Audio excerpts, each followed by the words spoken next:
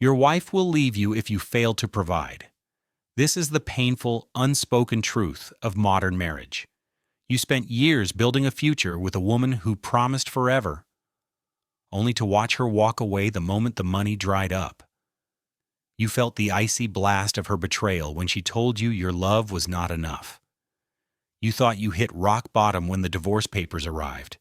Then the ultimate slap in the face, an invitation to her new wedding. She wanted you there. She wanted to parade her new life, her richer choice, right in front of your face. She wanted you to see everything you lost. You thought about refusing. You almost hid.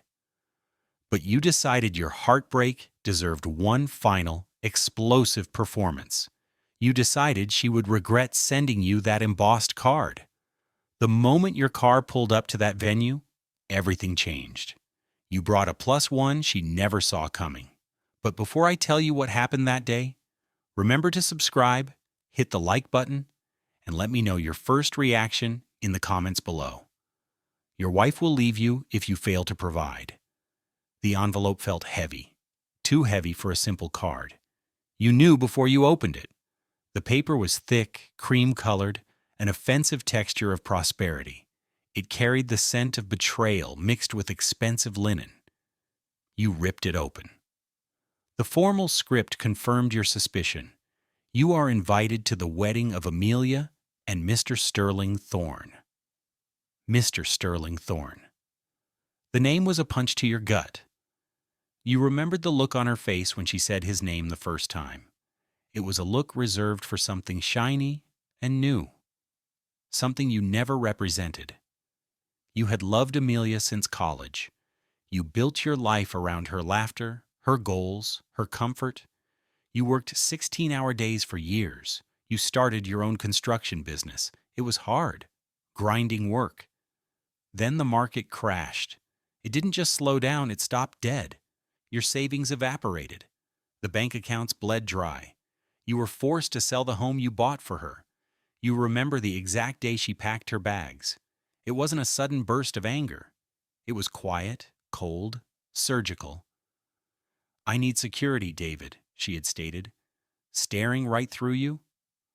Her voice held no emotion, only a final, business-like calculation. "This isn't working. I am not built for poverty." Poverty. You were down, yes, but you were fighting. You were sending out bids. You were calling everyone you knew. But to her, your fight was an inconvenience. Your love, she decided, was worthless without the six-figure cushion she felt entitled to. She signed the divorce papers fast, too fast. 3 months later, you saw the photos on social media, Sterling Thorne. His yachts were larger than your entire portfolio used to be. His suits cost more than your rent. Now, this invitation. She didn't have to send it. She wanted to send it. She wanted you to see her victory, her upgrade. She wanted you to remember every failure. She wanted you to feel small and defeated. You crushed the invitation in your hand. The crisp paper sounded like glass breaking. You stood in your cramped apartment kitchen, the smell of stale coffee heavy in the air, and you made a vow. You would not give her that satisfaction. You spent the next few months living a double life. By day, you chased construction contracts again, clawing your way back. By night, you transformed yourself. You joined a gym. You bought new clothes, tailored, sharp, not designer labels, but fabric that hugged your success, not your desperation. You worked harder on yourself than you ever worked on any construction job. You focused the searing, burning heat of your resentment into pure, cold ambition. Amelia had wanted a successful man. You would become a powerful man, not for her, but to kill the ghost of the weak man she abandoned. 2 weeks before the wedding, the final piece of your revenge arrived, Eliza. You met her through a business associate. She was everything Amelia was not. Sharp, CEO of a growing tech firm, devastatingly beautiful, and utterly ruthless in business. You and Eliza had a simple, clean arrangement. You needed a spectacular date for the wedding. She needed a favor from a contact you had in city planning. A transaction. No feelings. Just an understanding. She understood power. She understood the weapon of a calculated appearance. "You look different, David," Eliza observed the night before the event, assessing your new, lean frame and the expensive cut of your suit. You noticed the way your own name sounded on her lips, like a title, not a plea.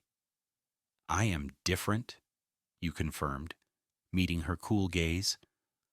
"Amelia's mistake wasn't leaving me for being poor. Her mistake was leaving me for not being rich yet." Eliza gave a slight, satisfied smile. "We will give her the full performance then. Remember, you are not bitter. You are bored. You moved on. Your life is an upgrade she can't afford to even look at." The day of the wedding was blindingly bright. The venue was an estate overlooking the ocean, the kind of place reserved for people who never worry about utility bills. You drove up in the sleek, black town car Eliza insisted on renting, stepping out onto the cobblestones. The photographers instantly swiveled, thinking you were a significant player. Eliza gripped your arm. Her dress was sapphire blue, cut to turn every head, a statement of undeniable, expensive dominance. Your hand rested on the small of her back. The touch was purely performative, but the energy was real. You felt the cold steel of your resolve. The doors opened. The music was already playing. You walked in late, deliberately. Every eye in the room pivoted to you. The chatter died. And then you saw her. Amelia stood at the altar, radiant in white lace, holding hands with the perfectly tailored Mr. Thorne. She was laughing softly, a sound that always used to feel like sunshine to you, now sounding like the cruelest mockery. But the laughter died in her throat the instant she saw you. Her face went white. The color drained from her cheeks until she looked like the plaster statue of a saint.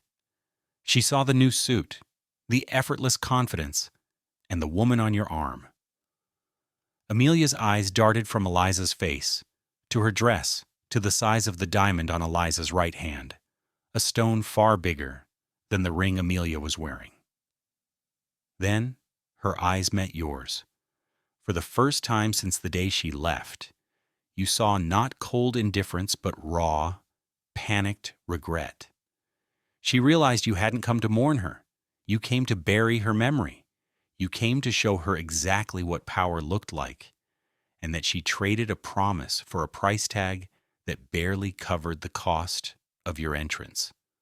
You walked straight down the aisle, the two of you a magnetic disruption, and found your seats in the front row.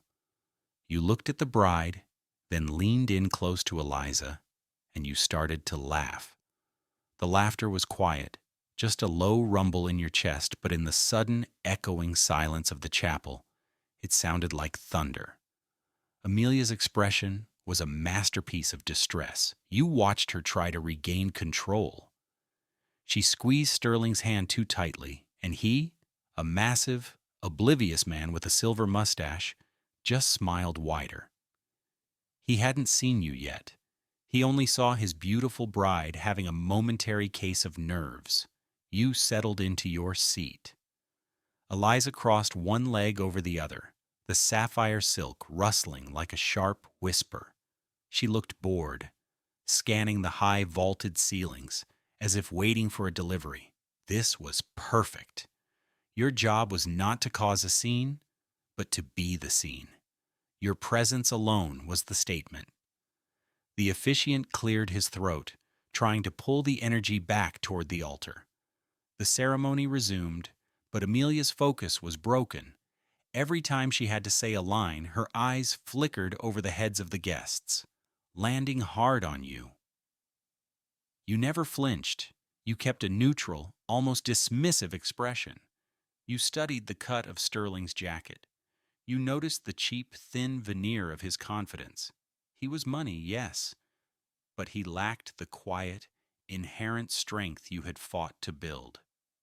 At one point, the officiant asked, "Who gives this woman to be married to this man?" Amelia's father, a good man who always hated how his daughter treated you, mumbled his line quickly and avoided your eyes. It was a moment heavy with history. The last man who truly cared about Amelia handing her over to the first man who could afford her. The ceremony dragged on. You watched Amelia mouth the vows she once swore to you, to have and to hold, for better or for worse. The irony tasted like ash in your mouth. Worse meant less money. That was the only interpretation she recognized. You leaned closer to Eliza, maintaining the pretense of intimacy. You whispered something brief and purely business-related about the city's zoning permits. Eliza responded with a low, throaty chuckle. The sound was designed to carry. It hit Amelia like a physical wave. She visibly stumbled on her next word, love, and Sterling had to whisper it to her. Finally, the declaration came, "I now pronounce you man and wife." They kissed. It was a quick, formal peck. Amelia's eyes were over Sterling's shoulder, searching for your reaction. You gave her none. You stood up first, a gesture of impatience, and offered your hand to Eliza. "The cocktail hour is next, isn't it?" you murmured loudly, enough for the first few rows to hear. "Let's get this over with. I have a 3 o'clock conference call I can't reschedule." The implication was clear. Your time was infinitely more valuable than their ceremony. As the guests filed out toward the reception area, the chaos you created became organized. Amelia and Sterling were forced to greet the receiving line.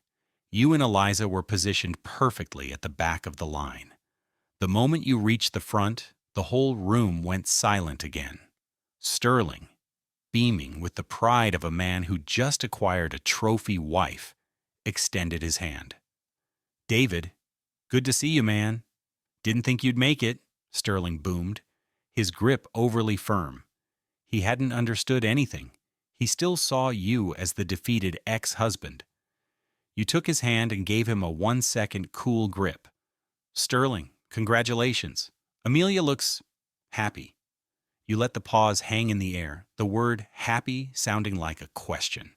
Then you shifted your focus entirely to Amelia. She was trembling. "David, I didn't think you'd come. You look different. Do I, Amelia?" Your voice was flat, empty of feeling. "It's been a while. Life moves fast when you're not standing still." You then introduced Eliza. "This is Eliza Vance. We're working on a few infrastructure projects together." She insisted we stop by, claiming this venue was picturesque enough for her Instagram feed. Eliza didn't smile. She offered a gloved hand to Amelia. "Amelia, congratulations. That's a lovely dress. I had the same designer for my last gala event, only in gold thread. A beautiful structure. David tells me you two were childhood sweethearts." Her tone was polite, yet subtly condescending, implying Amelia was a cute, past-tense footnote. Amelia's eyes narrowed, locked onto Eliza's hand, searching for a wedding ring. There was none. She searched for a weakness, a flaw in the woman who stood beside you, but found only cool perfection. "We were married, yes," Amelia choked out, her voice thin. "He and I went through some tough times." You cut her off, speaking directly to Sterling, ignoring Amelia completely. "She's right, Sterling. The market dip hit me hard. I lost nearly everything. Amelia simply made the rational choice for her security. No blame. That's why I'm here. To show her I didn't let it kill me. I took the loss and turned it into fuel. I actually owe her a thank you." You pulled a simple, heavy envelope from your jacket pocket. "This is a wedding gift. Just a small token of gratitude." You pressed it into Sterling's hand. Sterling, distracted by the flash of a photographer, tucked it into his pocket without looking. Amelia's eyes were frantic, trying to read the size and thickness of the envelope. Enjoy the rest of the day, you said, your voice dismissing them. You turned your back on your ex-wife and her new husband walking toward the bar with Eliza. You heard Amelia call your name, a sharp, desperate sound of panic, but you kept walking. She had abandoned you when you were weak. Now you abandoned her when she realized you became invincible. You kept walking, the weight of Amelia's stare burning a hole in the back of your expensive suit. You did not look back, not once. You felt the shift in the room's atmosphere. You were not the pity invite. You were the main event. Everyone was whispering, calculating who Eliza Vance was and what your connection to her truly signified. You had taken her wedding, her moment of triumph, and made it your own debut. You and Eliza stood at the bar, sipping mineral water. You needed a clear head for the coming confrontation. Sterling, now free from the receiving line, began circulating, showing off his bride. He was heading straight toward you. Amelia was glued to his side, her smile fixed and brittle, the kind of smile that cracks when you touch it. "David, Eliza." "So glad you stayed," Sterling announced, slapping you on the shoulder with unnecessary force. "I hear you're back in the game, David. Good for you. Always liked your hustle." You looked at the hand on your shoulder, then slowly up at his face. "Yes, Sterling, I'm doing well. Better than well, actually. We just closed a major deal this quarter, a substantial win." "Excellent, excellent. Well, Amelia's in good hands now, you know. I make sure she's taken care of. No more worries about, well, expenses." He gave a patronizing wink, clearly trying to assert his dominance in front of his new wife. This was the opening you waited for. You felt the cold rage in your gut solidify into a diamond-hard point. You gave him a slow, pitying stare. "That's right, Sterling. Amelia is taken care of." You let the pause stretch. "Which reminds me of the gift. I wanted to make sure you saw it before the reception gets too loud." Sterling frowned, fumbling in his jacket pocket for the envelope. He pulled out the heavy cream card and tore it open. Amelia was leaning in, trying to see the amount.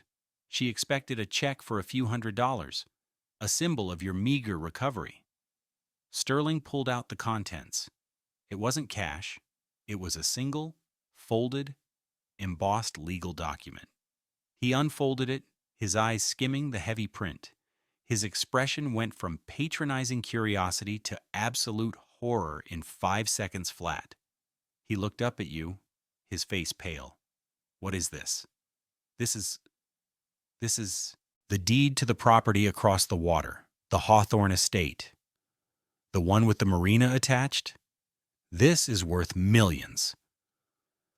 The low murmur of the surrounding guests stopped dead.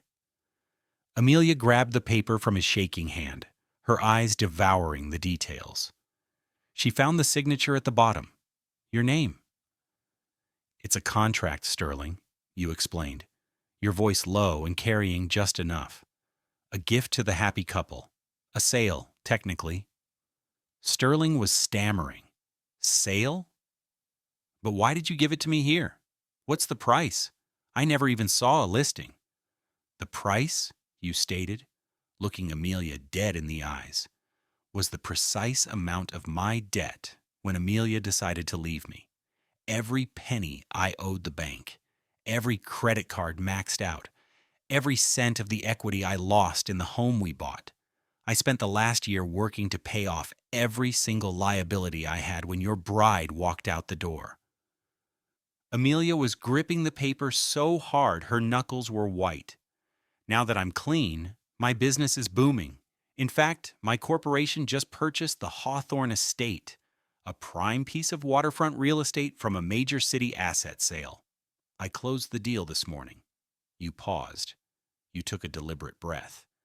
"The gift you just opened is not the deed to the estate, Sterling. Look closer."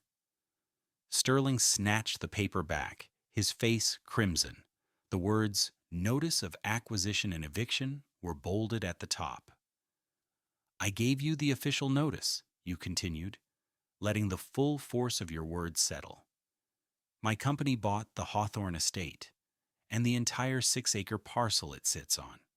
Sterling, darling, the land you built this tent on, the land we are all standing on right now, it's not yours anymore.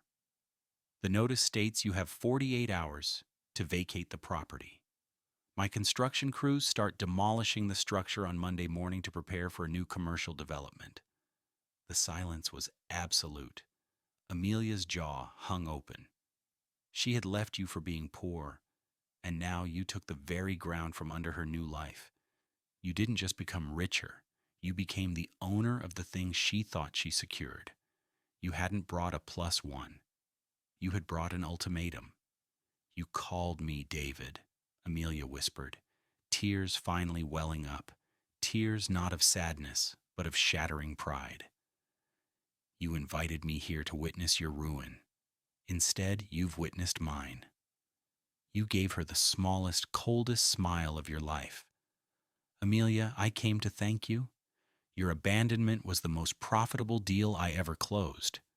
It saved me from a life of comfortable mediocrity and forced me to chase true power. I wish you and Sterling a very brief, yet unforgettable marriage. You nodded to Eliza. I think the performance is over, darling. We should go. Eliza put her hand on your arm. It was quite effective, David. Let's find some real estate that hasn't been destroyed by sentiment. As you walked away, you heard Sterling shouting, his voice echoing panic and rage. You heard the sound of glass breaking, the first sign of the beautiful, expensive wedding falling apart. You did not break your stride until you were back in the car. You looked at the ocean one last time, the beautiful, unforgiving sea, and you felt completely, utterly free. Did you ever expect your heartbreak to become your greatest asset? David didn't just move on. He leveraged his loss into a powerful victory, turning abandonment into billions. But what happens when the one you truly desired, the one you never saw coming, enters your life and tests the cold steel of your new power? In the next story, we explore a woman who built an empire on lies, only to watch her perfect world crumble when the one person she betrayed walks back into her life, seeking not revenge but a confession. It's a story about the true cost of success and the price of one single, unforgivable lie. Subscribe now so you don't miss the moment her double life is exposed.